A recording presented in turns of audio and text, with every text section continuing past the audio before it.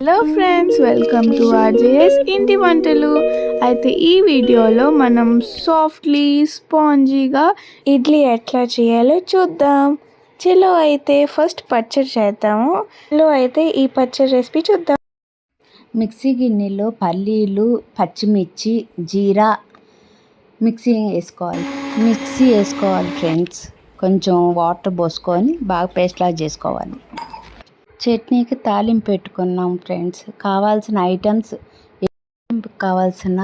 Items ఎండుమిర్చి, చిన్నులపాయలు, ఆవాలు, పచ్చెనపప్పు, జీలకర్ర, మినప్పప్పు.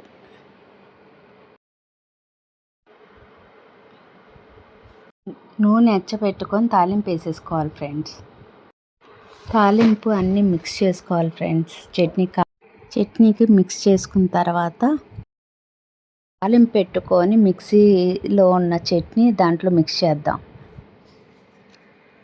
వేసుకున్నాం ఫ్రెండ్స్. పచ్చడి రెడీ అయిపోయింది మీకోసం. ఇప్పుడు ఇడ్లీ పెట్టుకుందాం గైస్.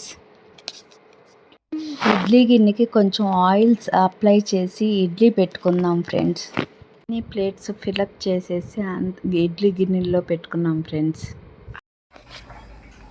ఇడ్లీ పెట్టేటప్పుడు ఒక 10 minutes బిఫోర్ వాటర్ హీట్ చేసుకోండి ఫ్రెండ్స్. తర్వాత ఇడ్లీ పెత్తర పెట్టేసేసి మీకోసం ఇడ్లీ రెడీ అయిపోయింది. సాఫ్ట్గా ఇడ్లీలో కారపొడి నెయ్యి వేసుకొని తినండి ఫ్రెండ్స్.